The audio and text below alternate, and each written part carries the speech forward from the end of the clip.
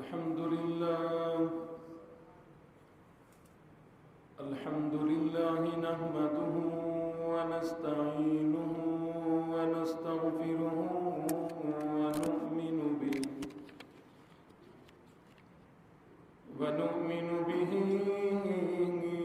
ونتوكل عليه ونعوذ بالله من شرور أنفسنا ومن سيئات أعمالنا من يهده الله فلا مضل له ومن يضلله فلا هادي له ونشهد أن لا إله إلا الله وحده لا شريك له ونشهد أن سيدنا وسندنا ونبينا وشفيعنا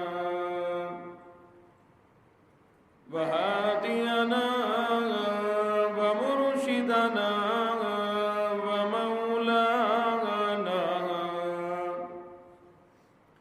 ومولانا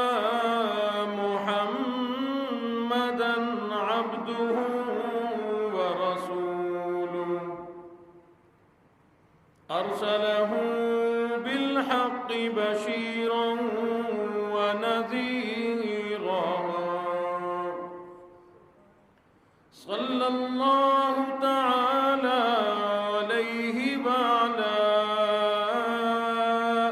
آله وأصحابه وأزواجه وذرياته وبارك وسلم تسليما كثيرا كثيرا أما بعد فأعوذ بالله السميع العليم من الشيطان الرجيم بسم الله الرحمن الرحيم إن الذين آمنوا وعملوا الصالحات أولئك هم خير البرية جزاؤهم عند ربهم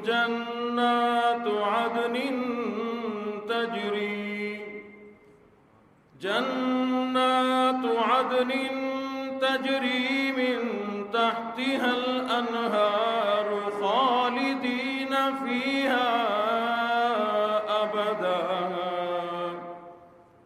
رضي الله عنهم ورضوا عنه ذلك لمن خشي ربه وقال الله تبارك وتعالى في مقام آخر من عمل صالحا من ذكر أو أنثى وهو مؤمن فلنحيينه حياة طيبة ولنجزينهم أجرهم بأحسن ما كانوا يعملون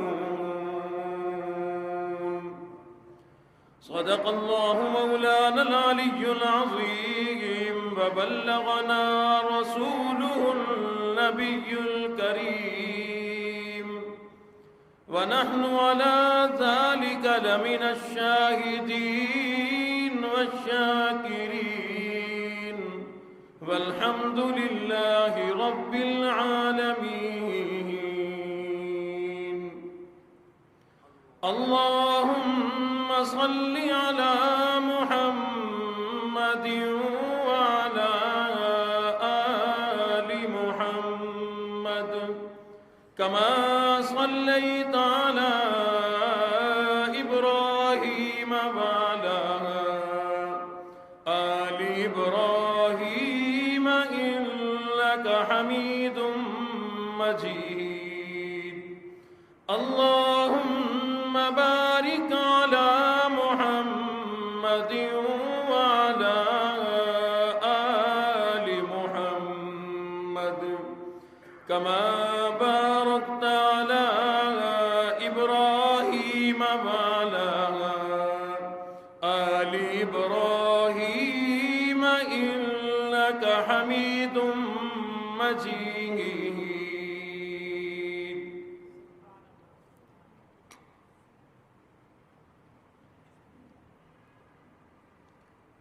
بن کر خدا کا مہمان رمضان آ رہا ہے.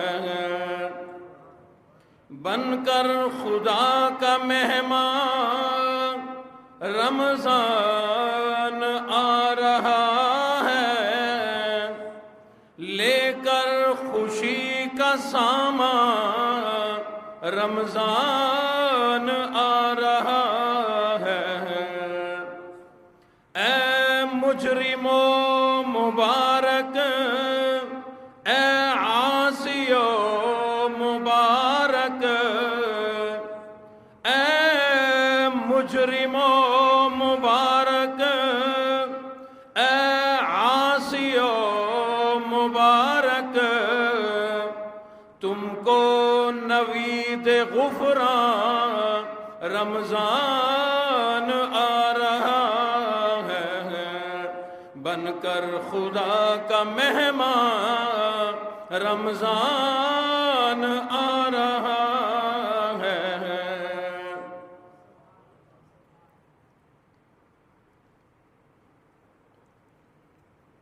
انتہائی واجب الاحترام دوستوں، عزیز ساتھیوں،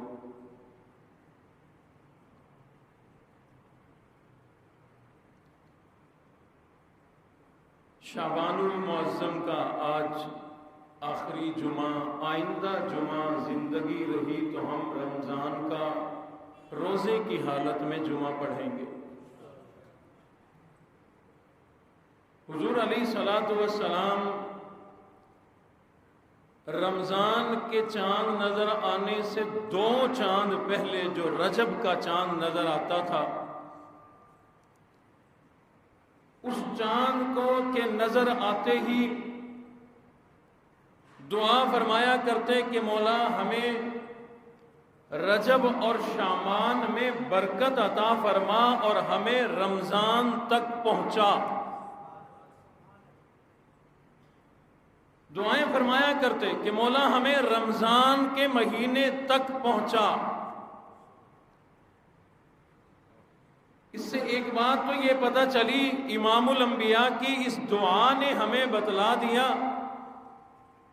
کہ زندگی کا کوئی بھروسہ نہیں. امام الانبیاء دعا فرما رہے ہیں کہ مولا مہربانی فرما ہمیں رمضان تک پہنچا دے. اگر میں اس دعا کو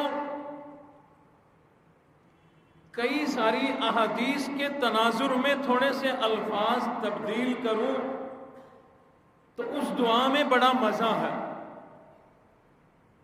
اس سے قبل یہ سنیں مختصراً کہ رمضان المبارک کے مہینے میں اللہ نیکیوں کا ریٹ بڑھا دیتے ہیں. عام دنوں میں ایک نفل ادا کیا تو نفل کا ثواب، سنت نماز پڑھی تو سنت کا ثواب، فرض نماز پڑھی تو ایک فرض کا ثواب. لیکن حضور نے فرمایا رمضان المبارک میں نیکی کا ریٹ بڑھ جاتا ہے. جیسے ہم لوگ بھی ریٹ بڑھاتے ہیں نا جی، رمضان المبارک میں ہر چیز کا ریٹ بڑھتا ہے.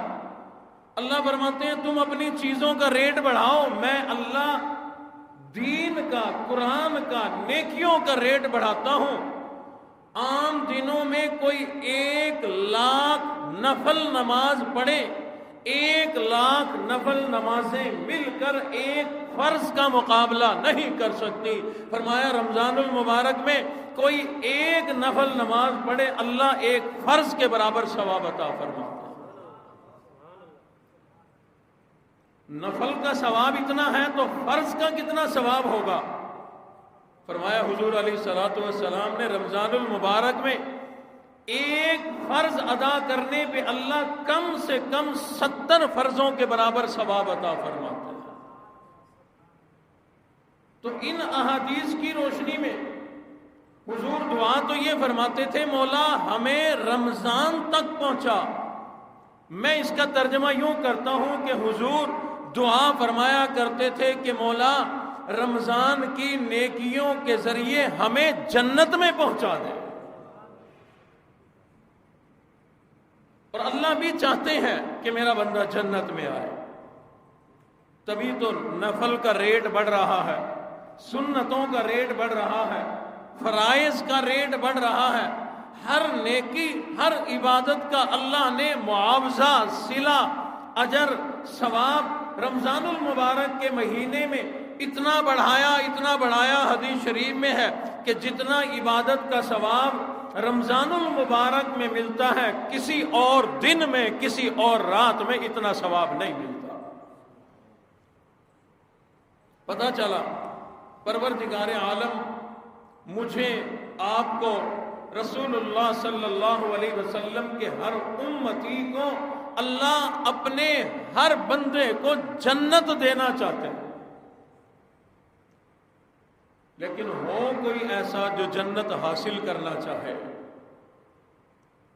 کوئی ایسا بندہ ہو جو جنت حاصل کرنا چاہے، بغیر حاصل کیے، بغیر تیاری کیے تو کچھ نہیں ملا کرتا۔ دنیا میں کچھ نہیں ملتا، آخرت میں کیا ملے گا؟ حضور علیہ الصلوۃ والسلام نے صحابہ کرام کے مجمع میں ارشاد فرما دیا، فرمایا ہے کوئی ایسا جو جنت کی تیاری کرنے کے لیے تیار بیٹھا ہو؟ جنت میں جانے کے لیے نہیں فرمایا، بلکہ فرمایا ہے کوئی ایسا جو جنت کی تیاری کرنے کے لیے تیار ہو۔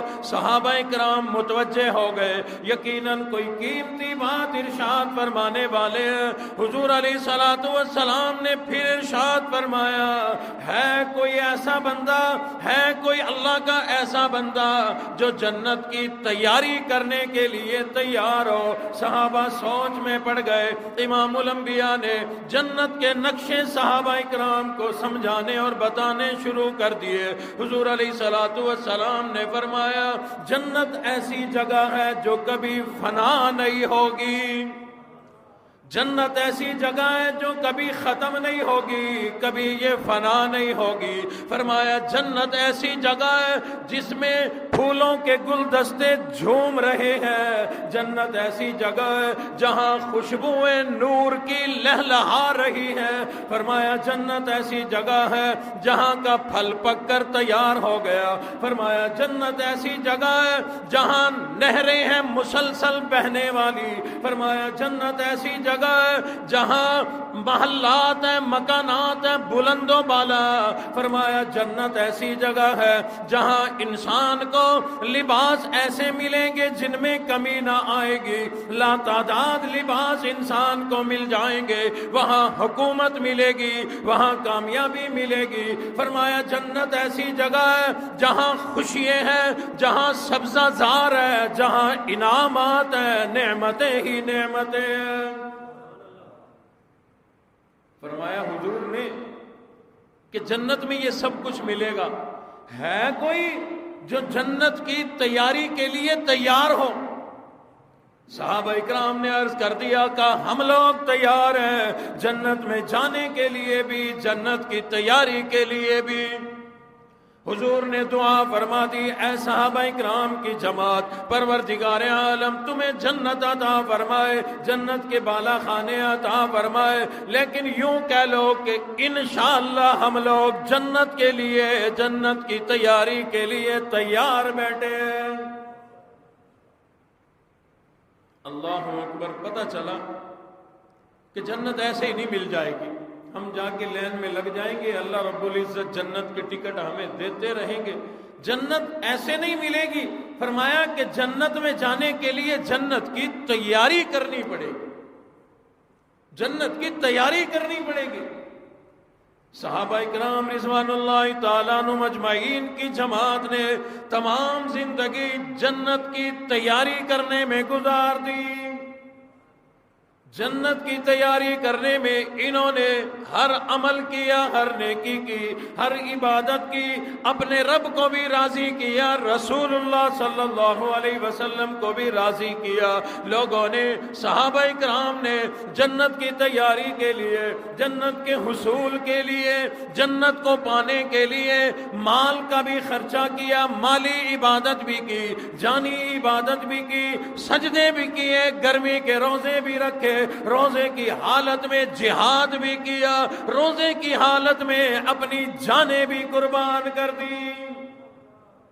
اللہ اکبر۔ روزے کی حالت میں، پھر غربت کی حالت میں، بے سر و سامانی کی حالت میں صحابہ نے جنگیں لڑی ہیں۔ کیوں؟ جنت مل جائے، جنت مل جائے۔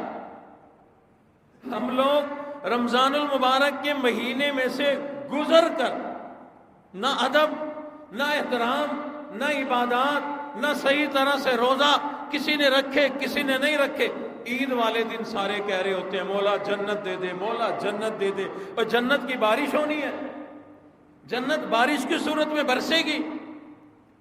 اللہ رب العزت نے قرآن مجید میں فرما دیا، حضور علیہ الصلوۃ والسلام نے ارشادات میں فرما دیا کہ جنت ملے گی، جنت تیار ہے، جنت بڑی اعلیٰ جگہ ہے، لیکن جنت اس کو ملے گی جو جنت میں جانے کی تیاری کرے گا۔ حضور علیہ الصلوۃ والسلام نے فرمایا کہ جنت کو اللہ نے نفسانی خواہشات میں چھپا رکھا۔ انسان کا جی ہے، چاہت ہے، میں یوں کروں، میں یوں کروں، میں زندگی یوں گزاروں۔ حضور علیہ الصلوۃ والسلام نے فرمایا جو آدمی اپنی خواہشات، نفسانی خواہشات، مزے والی زندگی، ان تمام چیزوں پہ اپنا پیر رکھ دے، دبا دے، اپنی خواہشات کو ختم کر دے، بس ان کے اوپر پاؤں رکھنے کی ضرورت ہے، ایک پاؤں اٹھا کر ان پہ رکھے گا تو اگلا پاؤں سیدھا جنت میں پڑے گا۔ اور اسی طرح فرمایا جہنم، اس کو بھی اللہ نے نفسانی خواہشات میں چھپا رکھا ہے۔ جو نفسانی خواہشات، اپنی آرزوئیں، اپنی تمنائیں کہ میں چاہتا ہوں میری زندگی یوں گزرے، یوں گزرے، اللہ فرماتے ہیں کہ نہیں نہیں، میں اللہ کو راضی کرنے میں گزار۔ اگر بندہ اپنی خواہشات، تمناؤں، آرزوؤں، نفسانی خواہشات، ان چیزوں پر قدم رکھ دے، ان چیزوں پر قدم رکھ دے تو یہ چیزیں دب گئی تو سمجھو نیچے جہنم بھی دب گئی، اگلا قدم جنت میں پڑے گا۔ اللہ نے جنت بنائی، جبرائیل امین کو فرمایا کہ جاؤ ذرا چکر تو لگا کے آؤ۔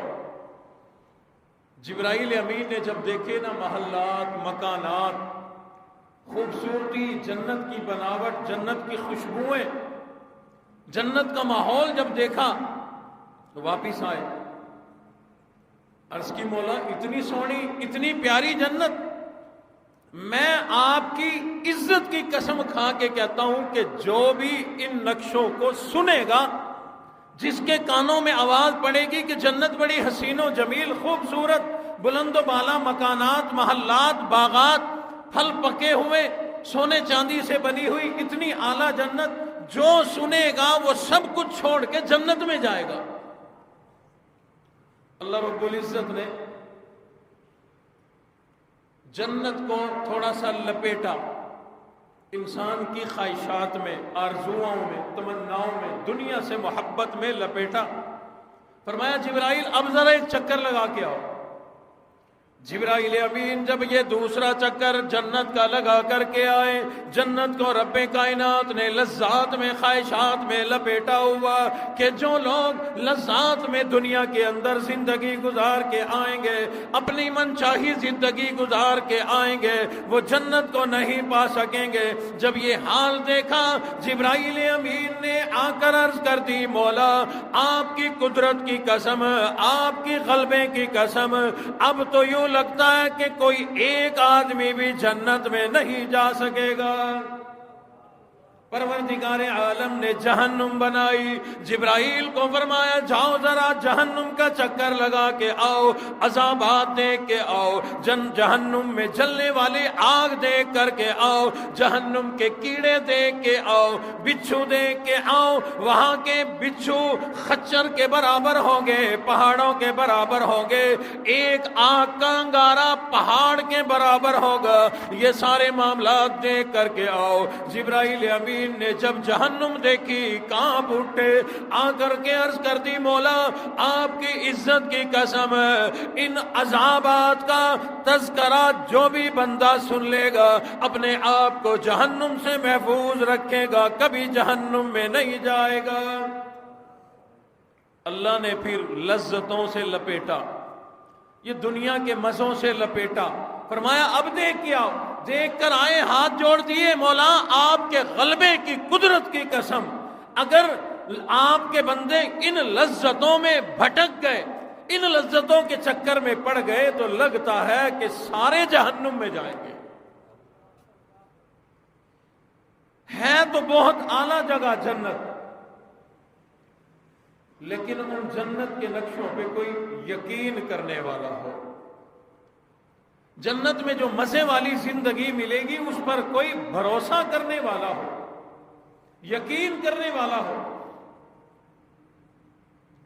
اور یقین کے بعد اس کی کوئی تیاری کرنے والا ہو۔ حضور علیہ الصلوۃ والسلام نے دو باتیں ارشاد فرمائی ایک ہی حدیث شریف میں۔ فرمایا جو آدمی یہ دو کام کرے گا جہنم میں جائے گا، جو یہ دو کرے گا وہ جنت میں جائے گا۔ صحابہ پریشان کہ معلوم نہیں کیا ارشاد فرمائیں گے۔ حضور علیہ الصلوۃ والسلام نے ارشاد فرمایا کہ بے شمار لوگ جہنم میں اپنی شرمگاہ اور اپنے منہ کی وجہ سے جائیں گے۔ جہنم میں جانے والے لوگ زیادہ تر وہ ہوں گے جو اپنی شرمگاہ اور اپنے منہ، اپنے زبان کی وجہ سے جہنم میں جائیں گے۔ بڑے نیک ہوں گے، بڑے عبادت گزار ہوں گے، نمازیں پوری، روزے پورے، حج پورے، زکاتیں پوری، ہر چیز پوری، لیکن شرمگاہ کی حفاظت نہیں کی، اپنی زبان کی حفاظت نہیں کی، تمام عبادات کے باوجود یہ اللہ کا بندہ جہنم میں جا رہا ہوگا۔ اس لیے ہم لوگ آج کے اس پرفتن دور کے اندر دنیا کی رنگینیاں بہت زیادہ پھیل چکی، یہ سوشل میڈیا، یہ موبائل، یہ انٹرنیٹ، اس نے تو برباد کر دیا ہماری نسلوں کو۔ اور لوگوں اس دور کے اندر خاص طور پر جو اپنی شرمگاہ کی حفاظت کر لے گا، اپنے آپ کو بدماشیوں سے، زنا سے، فنا سے بچا لے گا، پروردگار عالم اس کو جہنم سے بچا کر جنت کا داخلہ عطا فرمائیں گے۔ اسی طرح جو آدمی اپنی زبان کی، اپنے منہ کی حفاظت کر لے گا، حضور علیہ الصلوۃ والسلام نے فرمایا ایسا آدمی بھی سیدھا جنت میں جائے گا۔ لیکن فرمایا کتنے ہی لوگ ایسے ہوں گے اپنے منہ کی وجہ سے، یعنی اپنی زبان کی وجہ سے، اپنی زبان کے کڑوے بولوں کی وجہ سے، اپنی زبان سے لوگوں کا دل دکھایا، اپنی زبان سے لوگوں کا دل توڑا، اپنی زبان سے لوگوں کو توڑا، رشتوں کو توڑا، اپنی زبان سے کتنے ہی لوگوں کے گھروں کو برباد کر دیا، کتنے لوگوں کے دلوں کو پارا پارا کر دیا۔ فرمایا یہ آدمی اپنی زبان اور اپنے منہ کی وجہ سے جہنم میں جائے گا۔ نسبت کتنی بڑی اس آدمی کی ہے، اللہ کو ایک مانتا ہے، اللہ کی توحید کا اعلان کرتا ہے، اللہ کے ساتھ شریک نہیں ٹھہراتا، امام الانبیاء کو اپنا نبی بھی مانتا ہے، آخری نبی بھی مانتا ہے، قرآن بھی پڑھتا ہے، قرآن کی تلاوت بھی کیا کرتا ہے، رمضان کے روزے بھی رکھا کرتا ہے، اللہ کے گھر بیت اللہ کی زیارت کرنے بھی جاتا ہے، تمام عبادات بھی کیا کرتا تھا، لیکن اپنی زبان کے ذریعے لوگوں کو تکلیف پہنچایا کرتا تھا۔ فرمایا یہ منہ، یہ زبان اس کو گھسیٹ کر جہنم میں لے جائے گی۔ ہم اس کو بڑا معمولی سمجھتے ہیں، بہت ہلکا سمجھتے ہیں۔ رمضان میں روزے کی حالت میں چغلی، رمضان میں روزے کی حالت میں غیبت، رمضان کا مہینہ ہے، روزے کی حالت ہے جھوٹ۔ کیا ہے جی؟ ٹائم پاس ہو رہا ہے۔ اللہ اکبر! ٹائم پاس کرنے کے لیے تیرے گھر میں تسبیح بھی نہیں، ٹائم پاس کرنے کے لیے تجھے یوں بھی نہیں کہنا آتا کہ سبحان اللہ، الحمدللہ، اللہ اکبر، لا الہ الا اللہ، اللہ غنی، لا حول ولا قوت الا باللہ، یہ چیزیں نہیں آتی ٹائم پاس کرنے کے لیے، چغلی کرنے آتی ہے۔ حضور علیہ الصلوۃ والسلام نے فرمایا کہ جب کوئی آدمی کسی کی چغلی، غیبت کرتا ہے، کسی کو پیٹھ پیچھے ایسی بات کرتا ہے، منہ پہ کہے تو اس کو اچھی نہ لگے، کوئی آدمی کسی کی غیبت کرتا ہے، چغلی کرتا ہے، ایک نقصان تو اس کا یہ ہے کہ جو اس نے بڑی اچھی اچھی نیکیاں کی تھی نا، عبادات کی تھی، اللہ کے گھر کی زیارت کی، امام الانبیاء کے روزے اطہر پہ درود و سلام کا تحفہ پیش کیا، نمازیں پڑھی، تمام عبادات کی، حضور علیہ الصلوۃ والسلام نے ارشاد فرمایا پروردگار عالم اس کی چغلی اور غیبتوں کی بدولت نیکیاں ایسے اڑ جاتی ہیں جیسے سوکھی لکڑیوں کے اوپر تیلی جلاؤ، پٹرول کی طرح آگ لگتی ہے، اس کی نیکیوں کو بھی یوں ہی آگ لگ جاتی ہے۔ یعنی ہزاروں لاکھوں نیکیاں جمع کی، کسی کی چغلی اور غیبت کی، ایک سیکنڈ میں سب ختم۔ رمضان کے 30 روزے رکھنا کوئی آسان بات ہے؟ 30 دنوں کی تراویح پڑھنا کوئی آسان بات ہے؟ رات کو میٹھی نیند سے بیدار ہو کر سحری کھانا یہ کوئی آسان بات ہے؟ سارا دن کی بھوک برداشت کر کے مزدوری سے اتنا پیسہ نہیں ملا کہ اچھا دسترخوان لگائیں، سوکھی روٹی کے ساتھ افطار کرنا کوئی آسان کام ہے؟ اتنی مشقتوں سے رمضان کا مہینہ گزارا، عید والے دن ٹائم پاس ہو رہا ہے، خوشی منا رہے ہیں، فلانا یہ کرتا ہے، فلانا یوں کرتا ہے، اس نے یہ کیا، اس نے یوں کیا، تو خوشی منا رہا ہے، تجھے پتہ نہیں تو نے 30 روزوں کو اپنے ہاتھوں سے تیلی جلا کے آگ لگا۔ اور اگلی بات، ہم جس کو برا کہہ رہے ہوتے ہیں نا اپنی زبان سے، اگر اس کے اندر وہ برائی نہیں، مثال کے طور پر حدیث شریف میں ہے، باتیں کرتے ہوئے کہہ رہے ہو کہ فلاں آدمی کافر ہے، کافر ہے، حضور نے فرمایا کہ اگر وہ کافر نہیں تو یہ بات لوٹ کر تیری طرف آ جاتی ہے، تو کافر ہے۔ اگلی بات سنو، حضور علیہ الصلوۃ والسلام نے ارشاد فرمایا جب کوئی ٹائم پاس کے لیے کسی کی غیبت، کسی کی چغلی کر رہا ہے، آپ تو اس کو نقصان پہنچا رہے ہو نا، کہ اس کو میں سنا رہا ہوں، یہ جا کے ذرا ادھر تیلی شیلی لگائے گا، یہ جا کے بتائے گا کہ وہ یوں کہہ رہا تھا، وہ پریشان ہوگا، اس کو تکلیف ہوگی، اس کی پریشانی تو جب ہوگی تب ہوگی۔ حضور نے فرمایا جب تو کسی کی بیٹھ کے چغلی کر رہا ہے نا، اس کو تیرا فائدہ ہو رہا ہے، تیرے کھاتے سے نیکیاں نکل نکل کے اس کے کھاتے میں جا رہے ہیں۔ حضرت حسن بصری سے کسی نے پوچھا امام ابو حنیفہ کے متعلق کہ سناؤ کیسا آدمی ہے؟ لوگوں کو عادت ہوتی ہے نا چسکا لینے کی، اس زمانے میں بھی تھے، کہ بتلاؤں کیسا آدمی ہے؟ ہمارے پاس بھی آتے ہیں لوگ، مولوی سے مولویوں کے بارے میں پوچھیں گے، وہ جی مفتی منیب کیسا ہے، مولانا فضل الرحمان کیسا ہے، قاری علیف جلندری کیسا ہے، فلاں کیسا ہے، تاکہ کوئی یہ اندر کی بھڑاس نکالے۔ انہیں کیا پتا ہمارے اندر بھڑاس ہے ہی نہیں، ہمارے ابا جی رحمت اللہ علیہ سب کچھ ہی نکال گئے ہمارے اندر سے۔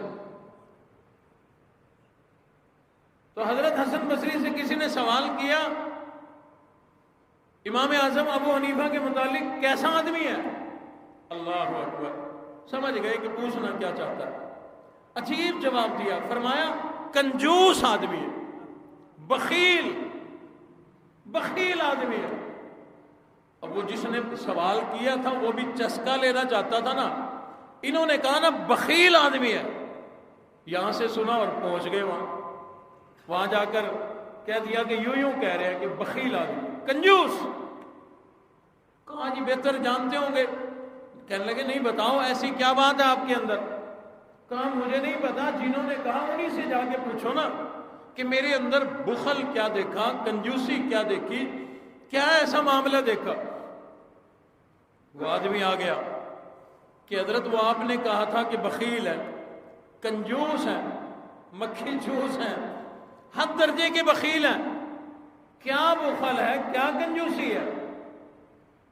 کہنے لگے کہ اللہ کے بندے، حضور علیہ السلام کا ارشاد ہے جب کوئی آدمی کسی کی غیبت کرے، کسی کی چغلی کرے تو اس کی نیکیاں نکل کر اس کے کھاتے میں چلی جاتی ہے، لیکن ابو حنیفہ ایسا بخیل آدمی ہے، ایسا کنجوس آدمی ہے، جتنی بھی نیکی کرتا ہے سنبھال کے رکھتا ہے، کسی اور کے کھاتے میں کبھی نہیں جانے دیتا۔ کبھی اس نے اپنی نیکی نکال کر کسی اور کو نہیں دی، کبھی اپنے کوئی اعمال صالحہ، کوئی جو عمل کیا اپنے پاس سے نکال کر کسی کو نہیں دیا۔ مراد یہ تھا کہ کبھی چغلی نہیں کرتا، کبھی غیبت نہیں کرتا، کبھی کسی کے پیٹھ پیچھے کسی کے بارے میں بری بات نہیں کرتا۔ جب چغلی نہیں کرتا، غیبت نہیں کرتا تو اس کی نیکیاں نکل کر کسی کو نہیں ملتی، بخیل ہے، کنجوس ہے۔ اب وہ چسکا لینے والا ادھر گیا، یہ جو چکر لگا رہے ہو نا، ادھر سے چائے پی ادھر سے چائے پی، ان سے محتاط اگر ہو جاؤ گے نا انشاءاللہ زندگی جنت بن جائے گی، میرا تجربہ۔ چکر لگانے والوں سے بچ جاؤ، جو کہے نا وہ یوں کہہ رہا ہے، اسے کو بھی بیٹھ چائے پی لینا، اسے پوچھو بھی پی لی اور پینی ہے، وہ کہے نہیں، اسے کو بھی چل، شاباش، دوبارہ ادھر ہی جانا، ادھر نہ آنا۔ ایک دفعہ یہ جملہ بول دے جان چھوٹ جائے۔ اس آدمی نے جب حضرت حسن بصری سے یہ جواب سنا، بخیل اس لیے ہے، کنجوس اس لیے ہے، جو نیکی کر لے سنبھال کے رکھتے ہیں، کبھی کسی کی چغلی نہیں کی، کبھی کسی کی غیبت نہیں کی، اپنی نیکیاں سنبھال کے رکھتا ہے، کسی کو دیتا ہی کوئی نہیں۔ اس آدمی نے جا کر ادھر یہی بات بتلا دی کہ وہ یوں کہتے ہیں کہ بخیل اس لیے ہے، کنجوس اس لیے ہے، کسی کی غیبت نہیں کرتا، اپنی نیکیاں کسی اور کو نہیں دیتا۔ اور لوگوں توجہ کرنا، اگر امام ابو حنیفہ کا یہ جملہ سمجھ میں آ گیا، دنیا بھی بن جائے گی، آخرت بھی بن جائے گی۔ فرمایا او اللہ کے بندے، غیبت کروں تو میں اپنی اماں کی کروں، چغلی کروں تو اماں کی کروں، پیٹھ پیچھے برائی بیان کروں تو اماں کی کروں، غیبت کروں تو اپنی سگی اماں کی کروں، تاکہ میرے کھاتے میں سے نیکی نکلے، میری اماں کے کھاتے میں چلی جائے۔ کتنا اچھا نسخہ بدلا ہے۔ غیبت کرنی ہو اماں کی کر، ابا کی کر، بھائی کی کر، بہن کی کر، تاکہ ان کا کھاتا تو وزنی ہو۔ نیکی تیرے کھاتے میں سے، رمضان کا روزہ تیرے کھاتے میں سے نکل کر اگر جائے تو اس کا ثواب اماں کو ملنا چاہیے، کسی غیر کو کیوں دیتا؟ کتنا زبردست نسخہ۔ اس لیے حضور علیہ الصلوۃ والسلام نے ارشاد فرمایا، بہت سارے لوگ ایسے ہوں گے جو جہنم کے اندر کثیر تعداد میں جا رہے ہوں گے، ایک وجہ یہ ہے کہ انہوں نے اپنی شرمگاہوں کی حفاظت نہیں کی ہوگی، اور دوسرا اپنے منہ کی وجہ سے، اپنے زبان کی وجہ سے جہنم میں جا رہے ہوں گے۔ اور لوگوں، رب کائنات ہمیں بڑا اعلیٰ مہینہ عطا فرمانے والے ہیں، رمضان المبارک کا مہینہ ملنے والا ہے۔ لوگ اس مہینے میں، بابرکت مہینے میں، جس میں ایک نفل پڑھنے پہ ایک فرض کے برابر ثواب ملتا ہے، اتنا بڑا نیک مہینہ، اتنا بڑا اجر و ثواب والا مہینہ آیا چاہتا ہے۔ انشاءاللہ 4-5 دنوں میں ہماری زندگی میں رمضان کا مہینہ ہوگا، لیکن اسی ملک کے، اسی دنیا میں رہنے والے مسلمان رمضان کے مہینے میں روزہ رکھ کر 4 پیسے کمانے کے لیے جھوٹ بولا کرتے ہیں۔ خریدنے جاؤ نا کوئی چیز، اللہ کی قسم، لا الہ الا اللہ محمد رسول اللہ، یہ سوٹ مجھے اتنے میں پڑتا ہے، یہ جوتی کے لیے اللہ کی قسم اور لا الہ الا اللہ، اللہ کا نام اتنا سستا، لا الہ الا اللہ محمد رسول اللہ اتنا سستا۔ حضور نے فرمایا کافر غیر مسلم ایک مرتبہ اس کلمے کو پڑھ لے تو پچھلے سارے گناہ معاف، جنت واجب ہو گئی۔ مرتے وقت لا الہ الا اللہ پڑھ لیا، مرتے ہی سیدھا جنت میں جائے گا۔ جس کلمے کا اتنا بڑا مقام ہے، اس کلمے کو ہم جھوٹ بولنے کے لیے استعمال کرتے ہیں۔ اپنے آپ کو ہم برباد نہ کریں، دنیا میں بھی آخرت میں بھی۔ جھوٹ بولنے سے، حدیث شریف ہے، حضور نے فرمایا جھوٹ بولنے سے مال تو بک جائے گا، برکت نہیں ملے گی، برکت نہیں ملے گی۔ یہی وجہ ہے لاکھوں کمانے والے لوگ جھوٹ بول بول کے، لاکھوں کمانے والے لوگ، اللہ اکبر۔ عجیب بات، چند روز پہلے ایک کلپ سامنے آیا تو اس میں یہ بات کہی جا رہی تھی کہ ناجائز مال کمانے والے لوگ جتنے بھی ہیں، ناجائز سود کے ذریعے حرام کا مال دھوکہ دے کے، جھوٹ بول کے جو کمانے والے، مال کمانے والے لوگ بڑے بڑے بڑے امیر ہیں، ان کو اسی بات سے سمجھ آ جانی چاہیے کہ اکثر ایسے امیر لوگ اپنے گھر سے پریشان ہوتے ہیں، یوں کہ کسی کا بیٹا بیمار ہے، کسی کی بچی بیمار ہے، لاکھوں کماتا ہے تو کروڑوں ادھر خرچ کر دیتا ہے، اس کی سمجھ میں ہی نہیں آتا۔ اکثر بڑے بڑے لوگ جنہوں نے لوگوں کے پلاٹوں پہ قبضہ کیا، مال پہ قبضہ کیا، لوگوں کے ساتھ ظلم کر کے مال چھینا، گھر جا کر ان کے حالات تو دیکھو، ان کے خاندان کے حالات تو لو۔ اکثر کے بچے، اللہ سب کی حفاظت فرمائے، اللہ ہم سب کی حفاظت فرمائے، اللہ ہمیں توبہ کی توفیق عطا فرمائے، اللہ ہمیں ہر گناہ سے بچائے، ورنہ اس قسم کے امراء بے شمار عہدے دار لوگ ہیں، ظلم کیا، لوگوں کے ساتھ زیادتی کی، ان کے بچے معذور پیدا ہوتے ہیں۔ اللہ سب کی حفاظت فرمائے، کسی پہ اللہ پریشانی نہ ڈالے۔ تو جھوٹ تو ویسے ہی بہت بڑا ظلم ہے، اور رمضان کے مہینے میں جھوٹ، روزہ رکھ کے جھوٹ، 4 پیسوں کے لیے جھوٹ۔ اور کئی لوگ ایسے ہوتے ہیں، نوجوانوں اگر آپ میں کوئی ایسا ہے آج توبہ کر کے جاؤ، کئی لوگ ایسے ہوتے ہیں جھوٹ بول کے جو زیادہ پیسہ کمایا وہ اسے نہیں ملنا ہوتا، دکان کے مالک کو ملنا ہوتا۔ اور مالک کے لیے جھوٹ، کسی اور کا بھلا کرنے کے لیے جھوٹ، فائدہ کیا ہوا؟ چلو میں صحیح نہیں کہہ رہا، صحیح نہیں، لیکن سمجھانے کے لیے کہہ رہا ہوں، جس نے جھوٹ بول کے زیادہ پیسے کما کے اپنی جیب میں ڈالے، اور دنیا کا تو فائدہ کیا، یہ بھی کوئی فائدہ ہے کہ جھوٹ بول کے پیسہ کما کے دوسرے کے سپرد کر دیا، فائدہ کیا ہوا؟ دنیا بھی برباد، آخرت بھی برباد۔ صحابہ اکرام آ گئے حضور علیہ الصلوۃ والسلام کی خدمت میں، عرض کر دیا کوئی آدمی ہو، اپنے آپ کو مومن بھی کہتا ہو، مسلمان بھی کہتا ہو، لیکن وہ بخیل بھی ہو، کیا ایسا ممکن ہے؟ بخل بھی کرتا ہے اور اپنے آپ کو مسلمان بھی کہتا ہے، کیا ایسا ممکن ہے؟ فرمایا ہاں ہو سکتا ہے، ہر آدمی دل کا غنی نہیں ہوا کرتا، کسی کا دل بخیل ہوتا ہے، کوئی بڑا غنی ہوا کرتا ہے۔ ایسا آدمی مومن ہے، مسلمان ہے، اس کے ایمان پہ کبھی شک نہ کرنا۔ صحابہ نے عرض کر دی آقا ارشاد فرمائیے کوئی آدمی بزدل بھی ہے، اللہ کی راہ میں جہاد نہیں کرتا، اللہ کی راہ میں تلوار نہیں چلاتا، اللہ کی راہ میں کافروں سے ٹکر اور متھا نہیں لیتا، بزدل ہے اور وہ کہتا ہے میں مومن ہوں، مسلمان ہوں، کیا ایسا ممکن ہے؟ فرمایا ہاں ہاں، ہر آدمی دل کا مضبوط نہیں ہوا کرتا، کئی لوگ دل کے ڈرپوک اور کمزور ہوا کرتے ہیں، بزدل بھی ہو مومن بھی ہو، ایسا ممکن ہے؟ عرض کر دی صحابہ اکرام نے، آقا ارشاد فرمائے کیا ایسا ممکن ہے کوئی مومن مسلمان بھی ہو، کہتا ہو کہ میں ایمان والا بھی ہوں، مسلمان بھی ہوں، لیکن وہ جھوٹ بھی بولتا ہے، کیا ایسا ممکن ہے؟ فرمایا حضور علیہ الصلوۃ والسلام نے یہ ہو ہی نہیں سکتا، مومن مسلمان کی گردن کٹ سکتی ہے، جان جا سکتی ہے، لیکن ایمان والا کبھی جھوٹ نہیں بول سکتا۔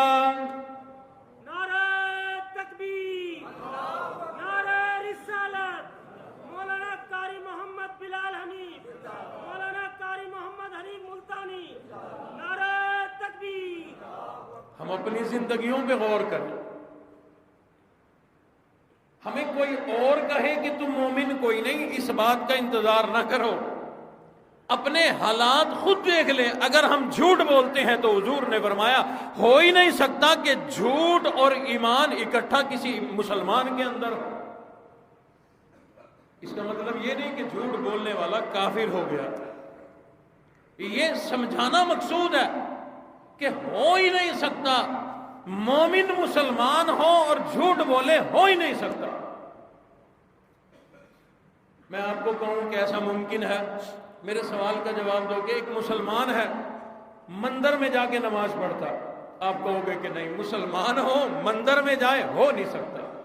اس کا مطلب یہ نہیں کہ جو مندر میں چلا گیا وہ کافر ہو گیا، مراد یہ ہے مومن مسلمان تو مسجد تلاش کرتا ہے، اللہ کا گھر تلاش کرتا ہے، وہ کسی بت خانے کی تلاش نہیں کیا کرتا۔ سمجھانے کے لیے حضور نے فرمایا ممکن ہی کوئی نہیں، ایمان والا ہو، مسلمان ہو، میرا امتی ہو اور جھوٹ بولے، ایسا ہو ہی نہیں سکتا۔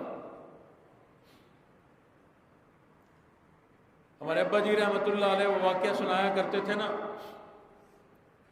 ایک اللہ والے تھے، سیدھے سادے لیکن عبادت گزار، بہت نیک آدمی۔ چند نوجوانوں نے پروگرام بنایا کہ آج کسی کو بے وقوف بنا کے پیسے مارتے ہیں، مٹھائی کھائیں گے۔ انہوں نے کہا جی فلاں اللہ والا جو ہے سیدھا سادہ بندہ ہے، آؤ آج انہیں جا کے بے وقوف بناتے ہیں۔ آ گئے، کہا اللہ والوں کوئی خبر ہے باہر کی؟ پتہ تھا کہ باہر نہیں جاتے۔ کہا جی مجھے تو نہیں پتا، تم بتاؤ۔ کہنے لگے کچھ سرکاری لوگ آئے ہوئے ہیں، یہ جو جمنا دریا ہے نا، جمنا، اس کا پل اٹھا کے آگرہ لے جائیں گے۔ اللہ والے پریشان ہو گئے۔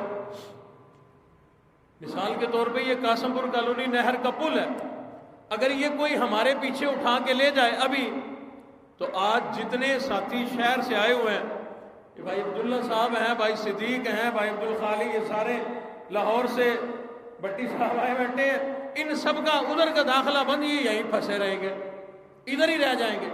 اللہ والے پریشان ہو گئے کہ اگر وہ پل، دریا کا پل اٹھا لیا گیا، ادھر کے لوگ ادھر جاتے ہیں، ادھر کے ادھر جاتے ہیں، یہ مزدوری کرنے ادھر جاتے ہیں، وہ کمانے ادھر آتے ہیں، مخلوق خدا تو پریشان ہو جائے گی۔ ان کی پریشانی کو دیکھا نا، لڑکے خوش ہو گئے کہ ہمارا جھوٹ چل گیا۔ اللہ والے نے پریشانی میں کہا کہ کیسے بچائیں؟ انہوں نے کہا کہ سرکاری لوگ ہمارے واقف ہیں، اگر کوئی ان کو جو ہے کوئی روٹی شوٹی کھلا دیں، کوئی انتظام کر دیں ان کا، تو پھر جو ہے یہ پل بچ سکتا ہے۔ انہوں نے کچھ خدمت کر دی، بھی جاؤ انہیں کوئی چائے پانی پلاؤ، کوئی مٹھائی شٹائی کھلاؤ، تاکہ مخلوق خدا کا بھلا ہو جائے، مخلوق خدا کا بھلا ہو جائے، انسان پریشان نہ ہو۔ انہوں نے اللہ والے سے 4 پیسے لیے، باہر آ گئے، مٹھائیاں کھائی، مزے اڑائے۔ اور آج تک کے نوجوانوں کی طرح ان کی بھی یقیناً عادت ہوگی، انہوں نے کہنا شروع کر دیا اللہ والا دیکھو کتنا سیدھا سادہ ہے، دنیا داری کا پتہ ہی کوئی نہیں، اتنا پتہ کوئی نہیں، یہ سیمنٹ کا بجری کا بنایا ہوا پل بھی کبھی اٹھایا جا سکتا ہے، اتنا سیدھا آدمی ہم نے نہیں دیکھا۔ یہ باتیں انہوں نے باہر معاشرے میں کرنا شروع کر دی۔ وہ باتیں چلتے چلتے حضرت کے کسی مرید تک، شاگرد تک یہ بات پہنچ گئی۔ وہ حضرت کے شاگرد اللہ والے کی خدمت میں آ گئے اور بڑے غصے سے عرض کرنے لگے، او اللہ والے، آپ اتنے سادہ کب سے ہو گئے؟ آپ اتنے نادان کب سے ہو گئے؟ کبھی دریاؤں کے پل بھی اٹھائے جا سکتے ہیں، کبھی دریاؤں کے پل نہیں اٹھائے جا سکتے۔ جو بھی دریا کا پل اٹھائے گا وہ پل ٹوٹ جائے گا، کہیں لے جانے کے قابل ہی نہیں رہے گا۔ چھوکروں کی، لڑکوں کی باتوں میں آ گیا، انہوں نے جھوٹ بولا اور آپ نے یقین کر لیا۔ فرمانے لگے، او نوجوان، مجھے بھولا نہ کہو، مجھے سیدھا سادہ نہ کہو، مجھے نادان نہ کہو، مجھے بے وقوف نہ کہو۔ جب ان نوجوانوں نے آ کر مجھے بات کی تھی، میں نے ان کو دیکھا، ان کے چہرے سے، ان کی گفتگو سے میں نے اندازہ لگا لیا یہ مسلمانوں کی اولاد ہے، یہ کلمہ گو ہے، یہ مومن ہے، مسلمان ہے۔ میں نے دونوں باتوں کو تولا تھا کہ مومن مسلمان جھوٹ بول سکتا ہے یا نہیں بول سکتا، دریاؤں کے پل اٹھائے جا سکتے ہیں کہ نہیں اٹھائے جا سکتے۔ میرے دل نے تو یہی گواہی دی تھی کہ دریاؤں کے پل اٹھانا ممکن کوئی نہیں، لیکن امام الانبیاء کا ارشاد میرے سامنے آیا، مومن مسلمان کٹ سکتا ہے، مر سکتا ہے، لیکن جھوٹ نہیں بول سکتا۔ لہذا میرے دل نے گواہی دی، دریاؤں کے پل جو اٹھانے ممکن کوئی نہیں، یہ پھر بھی اٹھائے جا سکتے ہیں، لیکن مسلمان کبھی جھوٹ نہیں بول سکتا۔ فرمایا مجھے بولا، مجھے نادان نہ کہو، میں نے نادانی نہیں کی، میں نے حدیث شریف کے ضمن میں دیکھا کہ مسلمان ہے، مسلمان کی اولاد ہے، کلمہ گو ہے، یہ جھوٹ نہیں بول سکتا۔ دریاؤں کے پل اٹھانا جو ناممکن ہے وہ پھر بھی اٹھ سکتے ہیں، مسلمان جھوٹ نہیں بول سکتا۔ آج کا مسلمان کہتا ہے جھوٹ کے بغیر گزارا کوئی نہیں، آج کا مسلمان کہتا ہے جھوٹ کے بغیر رمضان کا مہینہ نہیں گزر سکتا۔ آج کا مسلمان اپنے دل میں یہ تصور لیے بیٹھا ہے جھوٹ کے بغیر رمضان کا سیزن نہیں لگے گا، پیسے نہیں کمائے جائیں گے، میں نے بچوں کے کپڑے بنانے ہیں، میں نے بچوں کی جوتی لینی ہے، میں نے بچوں کو عید پہ عیدی دینی ہے۔ اور اللہ کے بندے، بچوں کی خوشیوں کے لیے جھوٹ بولنے کی کیا ضرورت ہے؟ امام الانبیاء نے ارشاد فرمایا رمضان المبارک کا بابرکت مہینہ ایسا مہینہ ہے اس کے اندر جو آدمی جو دعا مانگے گا رب کائنات اس کی جھولیاں بھر دیں گے۔ اس مہینے میں دعا مانگ، مولا غریب ہوں، میرے بچوں نے ہمیشہ کمزور ہلکے پرانے کپڑے پہنے، مولا اس دفعہ تو میرے بچوں کو نئے کپڑے دے دے۔ تیری تڑپ کو اللہ سنیں گے، ممکن ہے اللہ غیب سے بارش فرما دے۔ عید کا دن ہے، عید کا دن، سیدہ فاطمہ رضی اللہ تعالیٰ عنہ پریشان ہے اپنے ننھے بچوں کے لیے، حسنین کریمین کے لیے، کہ سب کے بچے کل نئے کپڑے پہنیں گے، سب کے بچے نئے کپڑے پہنیں گے، یہ میرے جنت کے پھول، یہ میرے شہزادے پرانے کپڑے پہنیں گے۔ مولا جھولی پھیلا دی، مولا تو ہی کوئی انتظام فرما۔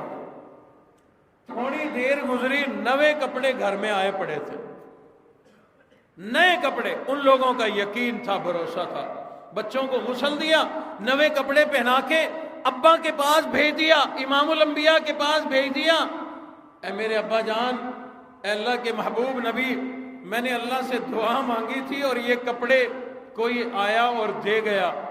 حضور علیہ الصلوۃ والسلام نے فرمایا میری بیٹی فاطمہ تجھے مبارک ہو، تیرے بچوں نے، ان جنت کے پھولوں نے حسنین کریمین نے جو کپڑے پہنے ہوئے ہیں یہ یمن سے، شام سے، فرانس سے نہیں آئے، رب کائنات نے تیری دعاؤں کی بدولت یہ جنتی لباس عطا فرمایا۔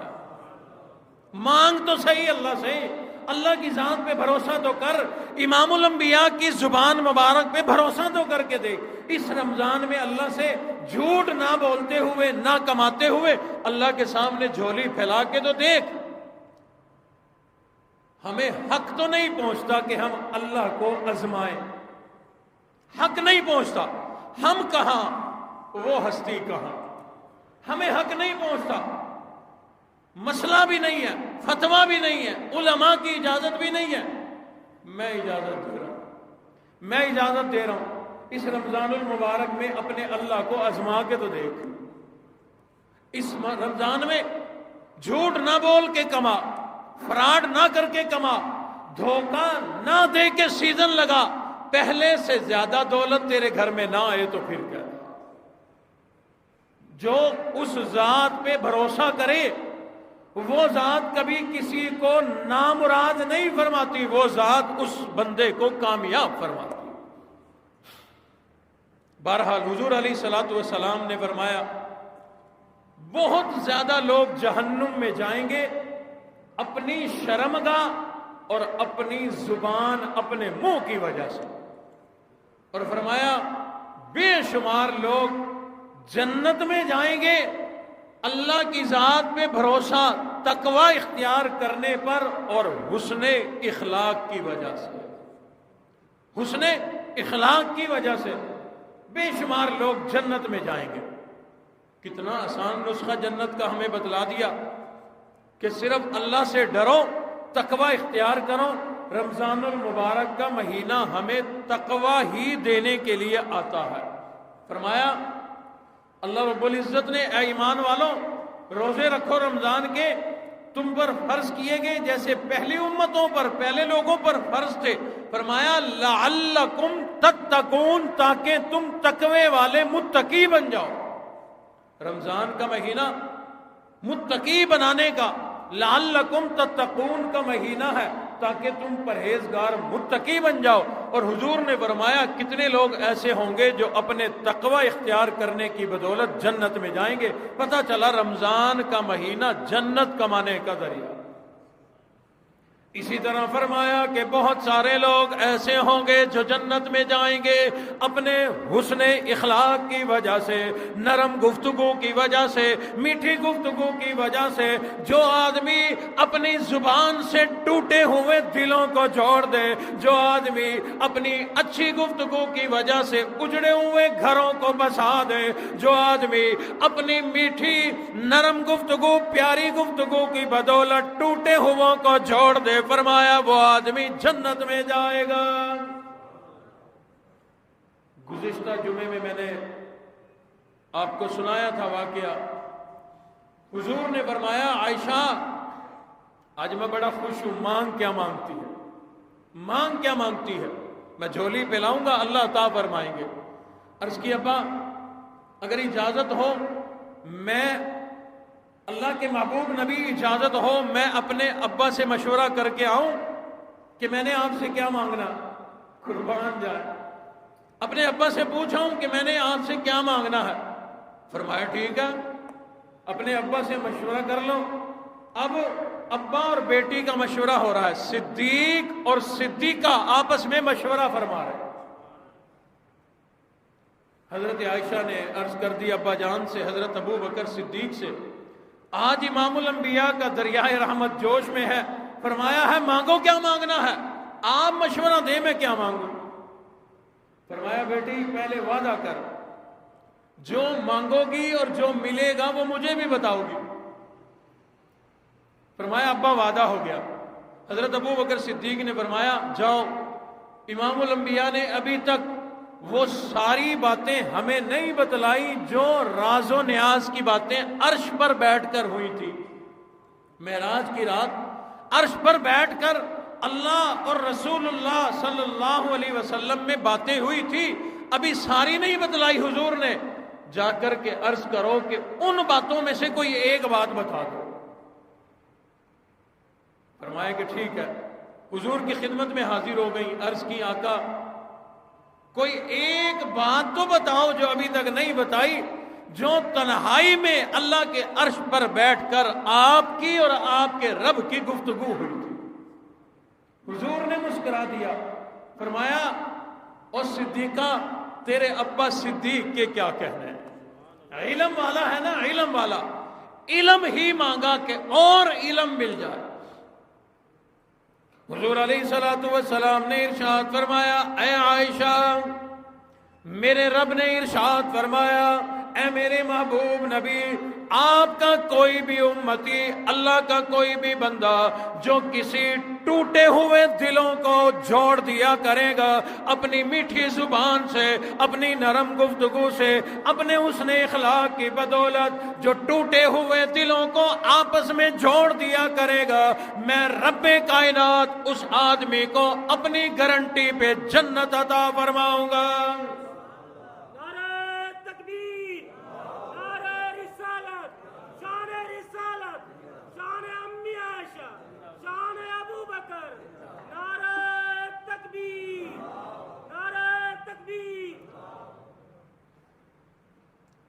اس لیے دوستو رمضان کی بھی تیاری کریں, جنت کی بھی تیاری کریں.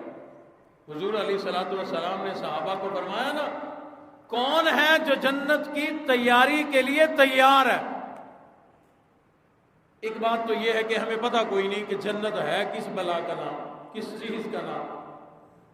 اور دوسری بات یہ بھی ہے کہ ہمیں یقین کوئی نہیں, پتہ نہیں جنت ہے بھی صحیح کہ نہیں, یقین کوئی نہیں. یعنی جس کو جنت پہ, جنت کے بالا خانوں پہ, جنت کی نعمتوں پہ, انعامات پہ یقین نہیں, اس کا مطلب یہ ہوا کہ اسے اپنے اللہ کی زبان پہ اور امام الانبیاء کی زبان پہ یقین کوئی نہیں.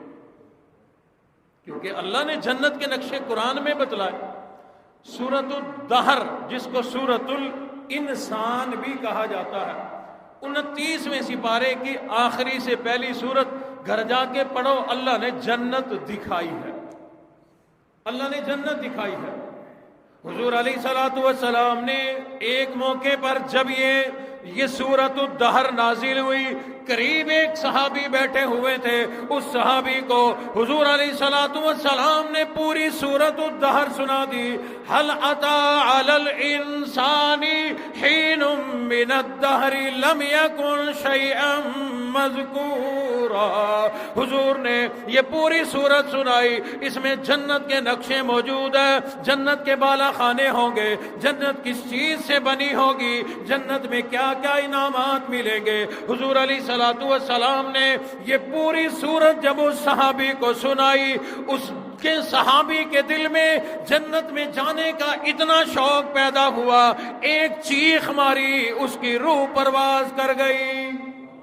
حضور علیہ السلام نے صحابہ کو ارشاد فرمایا, جنت کے شوق میں اس صحابی کی, میرے جانثار کی جان نکل گئی. حافظ ابن القیم جوزی رحمت اللہ علیہ بہت بڑے اللہ والے گزرے ہیں. انہوں نے ذرا جنت کا نقشہ سورۃ الدہر کی ہی آیات سے نکال کر تھوڑا سا پیش کر دیا. فرماتے ہیں, او لوگوں کیا بتلاؤں تمہیں اس عظیم الشان گھر کے متعلق, اس اعلیٰ گھر کے متعلق, اس جنت کے متعلق تمہیں کیا بتلاؤں. اس کی عظمتوں کے لیے اتنی ہی بات کافی ہے کہ اس جنت کو رب کائنات نے اپنے دستے مبارک سے بنایا ہے. فرمایا وہ جو جنت ہے, جنت کی جو مٹی ہے, ہماری جو مٹی ہے, اس میں پاکیزگی بھی خاص کوئی نہیں. کپڑوں کو بھی مٹی لگ جائے, گندگی لگ جایا کرتی ہے, لیکن فرمایا جو جنت کی مٹی ہے ہماری زمین والی مٹی کی طرح مٹی نہیں ہے, بلکہ پروردگار عالم نے جنت کی مٹی کو زعفران کے ساتھ بنایا ہے. ایسے ہی نا, ایسے ہی کبھی کسی اچھے پنساری کے پاس چلے جانا اور اس کو کہنا کہ زعفران کا ریٹ بتا. زعفران اصلی انڈین بڑی اچھی آتی ہے, پوچھنا کہ اصلی زعفران کا ریٹ بتا, تیرے طوطے نہ اڑ جائے تو پھر کہنا. صرف خریدنی نہیں ہے، خرید نہ لینا، صرف ریٹ پوچھنا۔ یہ بی سی چوک سے پہلے دواخانہ ہے، حرم گیٹ، پاک گیٹ، پرانے دواخانے، صرف ریٹ پوچھ لینا کہ زعفران کا ریٹ کیا ہے، عقل ٹھکانے آ جائے گی۔ اللہ رب العزت بہت بڑی جنت عطا فرمائیں گے جس کا تمام کی تمام جو زمین ہے وہ زعفران کی بنی ہوئی ہے۔ علامہ ابن القیم جوزی رحمۃ اللہ علیہ فرماتے ہیں قرآن مجید میں ہی اللہ رب العزت نے ارشاد فرما دیا، جو زمین ہوگی جنت کی جو ہمارے پیروں کے نیچے ہوگی، ہم جس کے اوپر چلا کریں گے وہ زعفران کی بنی ہوئی ہوگی، اور ہماری یہ دنیا والی جو گھروں کی چھت ہوا کرتی ہے، غریب آدمی کی کڑی اور شتیر اور پتل کی، متوسط آدمی کی ٹیر اور گاڈر اور اینٹوں کی، امیر آدمی کی آرسی آربی لنٹر کی بنی ہوئی، لیکن اللہ رب العزت نے فرما دیا او میرے بندے جنت میں آ جا، تجھے جو جنت ملے گی، تیری جنت کا جو چھت ہوگی وہ میں اللہ کا عرش ہوگا۔ یوں اوپر جو ہم دیکھا کریں گے نا، اوپر ہم اوپر دیکھتے ہیں یہ پنکھے اور چھت نظر آتی ہے، جنت میں جا کر اوپر دیکھیں گے اللہ کا عرش نظر آیا کرے گا۔ فرمایا کہ تمہاری جنت کا جو چھت ہوگی وہ اللہ کا عرش ہوگا، عرش رحمان جو ہے وہ تمہاری جنت کے محلات کی چھت بنی ہوئی ہوگی، وہاں پر جو کنکر لگیں گے، جو بجری لگے گی، وہ بجری یہاں ہمارے پاکستان سرگودے سے نہیں آئے گی، ڈیرہ غازی خان سے نہیں آئے گی، یہ پتھروں کو پیس کر بنائی ہوئی یہ بجری اور یہ کنکر نہیں ہوگی، بلکہ اللہ رب العزت نے فرمایا جو تمہیں جنت ملے گی وہ لؤلؤ لگے ہوں گے، مرجان لگے ہوں گے، جواہر لگے ہوں گے۔ جو گارے کے لیے، گارا کے لیے، لپائی کے لیے، پلستر کے لیے آپ لوگ ریت لگایا کرتے ہو، پتھر کی پیسی ہوئی سیمنٹ لگایا کرتے ہو، رب کائنات نے فرمایا جب وہاں آؤ گے کستوری ملے گی، کستوری کی لپائی کی ہوئی پلستر کیے ہوئے ملیں گے۔ جب آپ لوگ کسی پنساری کے پاس زعفران کا ریٹ پوچھنے جاؤ گے، کستوری کا ریٹ بھی پوچھ کے آنا، جنت کی قیمت پتہ چل جائے گی کہ ہمیں وہاں پر جو پلستر کیا ہوا ملے گا وہ خوشبودار کستوری کا ہوگا۔ امام الانبیاء نے ارشاد فرما دیا جنت کے جو مکانات بنے ہوئے ہوں گے، ایک اینٹ سونے کی، ایک چاندی کی لگی ہوئی ہوگی، وہاں جو تمہیں باغات ملیں گے، درخت ملیں گے، درختوں کی ایک ٹہنی سونے کی، ایک چاندی کی۔ فرمایا امام الانبیاء نے ان درختوں کے اوپر جو پھل لگے گا وہ ہمارے پھلوں کی طرح اتنا نہیں ہوگا، بلکہ مٹکے کے برابر، گھڑوں کے برابر بڑے بڑے وہ پھل ہوں گے۔ اور عجیب بات بتلائی حضور علیہ الصلوۃ والسلام نے، وہ پھل اتنے بہترین ہوں گے جتنی نرم و نازک جھاگ ہوا کرتی ہے اس جھاگ سے بھی زیادہ نرم، شہد سے بھی زیادہ میٹھے۔ فرمایا وہاں نہریں ہیں، دودھ کی نہر بندی کبھی نہیں ہوگی کہ 6 مہینے بند ہو جائے، سردیوں میں بند ہو جائے، نہیں، 12 مہینے تمہیں دودھ وافر مقدار میں، شہد نہر کی صورت میں، شرابن طہورا نہر کی صورت میں ملے گی۔ فرمایا جب تم لوگ جنت میں آؤ گے، دنیا میں کوئی بوڑھا تھا، بڑھاپے کی عمر میں دنیا سے گیا، سلوٹیں پڑی ہوئی تھی، جھریاں پڑی ہوئی تھی، بڑھاپا تھا، منہ میں دانت نہیں تھے، پیٹ میں آنت نہیں تھی، 80 سال کا بڑھاپا لے کر تو دنیا سے گیا، لیکن اپنے رب کو راضی کر کے گیا۔ امام الانبیاء نے فرمایا کہ جب تو اللہ کو راضی کر کے جنت میں آئے گا تو بڑھاپا نہیں ہوگا، تیرے منہ میں دانت نہ ہونے والی بات نہیں ہوگی، پیٹ میں آنت نہ ہونے والی بات نہیں ہوگی، بلکہ رب کائنات تجھے 33 سال کا جوان بنا کر جنت کا داخلہ عطا فرمائیں گے۔ تیری بیوی بوڑھی بڑھاپے میں دنیا میں ٹر ٹر ٹر کر کر کے تیرا دماغ شارٹ کر کے رکھتی تھی، تو بڑا تنگ تھا، روز سوچتا تھا کہ بڑھاپے میں ہی جان چھڑا لوں تو اچھی بات ہے۔ اللہ اس کی ٹر ٹر ختم کر کے خوبصورت جوان بنا کے وہ بھی اور 70-72 اور بھی تجھے جنت میں عطا فرمائے۔ ہم سنگ عورتیں وہ ایسی ہوں گی جو جنت کی حور ملیں گی، ہم سنگ ہوں گی، یعنی تو انہیں دیکھ کر کہے گا کہ ہاں ہاں یہی تو چاہیے تھی، یہی تو چاہیے تھی۔ جنتی عورت کو دیکھ کر تو یہ نہیں کہے گا کہ یار تھوڑی سی اور حسین ہوتی، تھوڑا سا قد بڑا ہوتا، تھوڑا سا قد چھوٹا ہوتا، تھوڑی سی گوری ہوتی، تھوڑی سی کالی ہوتی، تھوڑا سا ناک نیچے ہوتا، تھوڑا سا ناک اوپر ہوتا، تھوڑے سے ہونٹ ایسے ہوتے، تھوڑے سے ہونٹ ویسے ہوتے۔ اللہ رب العزت فرماتے ہیں جنت میں جو تجھے حوریں ملیں گی انہیں دیکھ کر تو کہے گا یہی تو چاہیے تھی۔ اللہ اکبر، حسین، جمیل، خوبصورت، اعلیٰ، اللہ فرماتے ہیں ان کو میں اپنے ہاتھوں سے بناؤں گا، اپنے ہاتھوں سے بناؤں گا۔ دنیا والی عورت کی طرح ان سے بدبو نہیں آیا کرے گی، ان کے پسینے سے بدبو نہیں آیا کرے گی، ان کے پیٹ کے اندر گندگی بھری ہوئی نہیں ہوگی، بلکہ اللہ فرماتے ہیں او میرے بندے تجھے جو حور ملے گی اس میں خوشبو اتنی ہوگی، اگر وہ جنت کی ایک حور دنیا کی طرف اپنا چہرہ کر دے اس کا حسن اتنا ہوگا یہ دنیا والا سورج شرما جائے اور اس کے جسم سے اتنی خوشبو زمین کی طرف آئے گی کہ پوری دنیا خوشبو سے مہک اٹھے۔ اللہ فرماتے ہیں جنت میں جب تو آئے گا یہ جنت، یہ حوریں، یہ نوکر غلمان، یہ باغ و بہار سارا تجھے ملے گا۔ اللہ فرماتے ہیں آجا رمضان کا مہینہ قریب ہے، تو تھوڑی بھی نیکی کرے گا تو میں بڑھا کے ثواب عطا فرماؤں گا، بڑھا چڑھا کے اجر عطا فرماؤں گا۔ تو جنت لینے والا تو بن، میں اللہ تیرے اوپر اپنے انعامات کی بارش فرما دوں گا۔ کیا پتا یہ رمضان بھی پورا نصیب میں ہے کہ نہیں، اگلا کوئی نصیب میں ہے کہ نہیں۔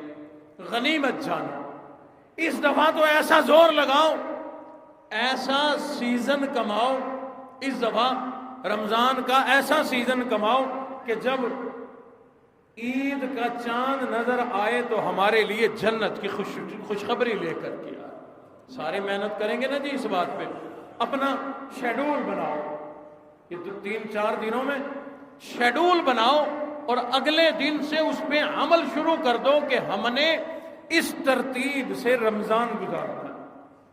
پہلے شیڈول بناؤ، یہ نہیں کہ شیڈول بنا کے رکھ لیا پہلے روزے والے دن سے شروع کریں گے نیکی کرنا، نہیں نہیں، آج سے شیڈول بنا کے صبح سے اس پہ عمل شروع کر دو کہ ہم نے رمضان المبارک میں فجر کیسے پڑھنی ہے، فجر کے بعد کیا کرنا ہے، ظہر کیسے پڑھنی ہے، ظہر کے بعد کیا کرنا ہے، عصر کیسے پڑھنی ہے، عصر کے بعد کیا کرنا ہے۔ پورے مہینے کا شیڈول بناؤ۔ اگر ارادہ ہو نا، ارادہ ہو کہ اس مہینے میں جھوٹ بولنا ہے تو لکھ دینا، اپنے شیڈول میں لکھ دینا کہ میں بولوں گا، تاکہ وہ پرچی، وہ شیڈول تجھے شرم دلاتا رہے اور جھوٹ چھوڑ جائے۔ اس دفعہ کوشش کرو پاک صاف اور بہترین رمضان کا مہینہ گزارو۔ اللہ رب العزت عمل کی توفیق عطا فرمائے۔ وآخر دعوانا ان الحمدللہ رب العالمین۔ اللہم صلی علی سیدنا و مولانا محمد مبارک وسلم وسلم علیہ۔ اللہم اعنا علی ذکرک و شکرک و حسن عبادتک۔ رب کائنات اپنی مہربانی سے، اپنے فضل و کرم سے ہم سب کے صغیرہ کبیرہ گناہوں کو معاف فرما دے، ہماری تمام زندگی کی خطاؤں، لغزشوں، گناہوں کو معاف فرما دے۔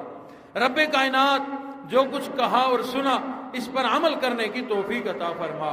یا اللہ اس دفعہ یہ رمضان المبارک کا مہینہ جب ہماری زندگی میں آئے تو یا اللہ اس مہینے کی برکت سے ہمیں گناہوں سے بالکل پاک اور صاف فرما دے۔ یا اللہ اس دفعہ ہمیں اس مہینے میں اپنے آپ کو بھی، اپنی زندگی کو بھی قیمتی بنانے کی توفیق عطا فرما، سچی توبہ کرنے کی توفیق عطا فرما، صحیح معنوں میں رمضان کے روزے رکھنے کی اعمال کرنے کی اور اعمال سنبھال کے رکھنے کی توفیق عطا فرما۔ رب کائنات ہم وعدہ کرتے ہیں اس دفعہ مہینے رمضان کے مہینے میں روزے کی حالت میں نہ جھوٹ بولیں گے، نہ چغلی کریں گے، نہ کوئی بدعات رسومات کریں گے، کسی گناہ کے قریب نہیں جائیں گے۔ مولا ہمارا وعدہ ہے، اللہ ہمارے وعدے کو قبول فرما کے ہمیں ان تمام برائیوں سے بچنے کی بھی توفیق عطا فرما۔ رب کائنات جتنا یہ مجمع آیا بیٹھا ہے سب پر اپنی رحمتیں برکتیں نازل فرما، سب کی ضروریات کو غیب کے خزانہ سے پورا فرما، جتنے مریض ہیں سب کو شفا عطا فرما، جنہوں نے دعاؤں کے لیے کہا اللہ ان کے حق میں تمام دعائیں قبول فرما کے سب کو ان کے مقاصد میں کامیابی نصیب فرما۔ اسی گزشتہ ہفتے کے اندر ہمارے محلے کے اندر مسجد ہے، وہاں کے مؤذن رہے دیرینہ مؤذن عرصہ دراز، انہوں نے اذانیں دی، بھائی شہزادہ شبیر صاحب ان کا انتقال ہوا، رب کائنات ان کے درجات کو بلند فرمائے، ان کی دینی خدمات کو اپنی بارگاہ میں قبول فرما کے ان کی قبر کو جنت کا باغ بنا دے۔ اور بھی کئی ساتھی اس ہفتے کے اندر دنیا سے رخصت ہوئے، یہ چوک منڈا چوک سرور شہید کے ایک نوجوان دنیا سے رخصت ہوئے، اللہ ان کے درجات کو